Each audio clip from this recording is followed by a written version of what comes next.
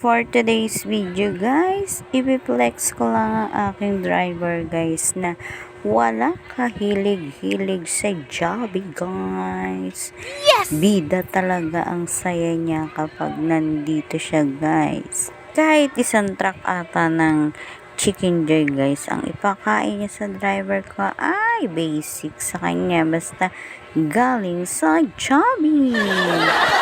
Ewan ko ba guys, mapabata, mapamatanda, basta sa Jollibee ang galing ang Chicken Joy ay sarap na sarap talaga tayo guys.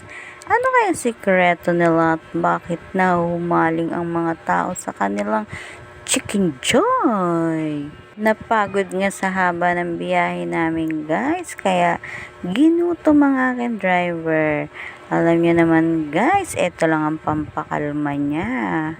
Kaya gumura na agad kami dito at makakain.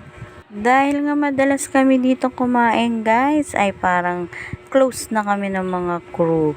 Char! Hindi mo naman talaga guys pagsasawaan ng pagkain dito guys dahil napakasarap naman talaga. At di na rin natin masisisi ang ating mga anak na kapag namadaan tayo talaga sa lugar na to ay talagang itinuturo at hinihila-hila pa tayo papasok guys.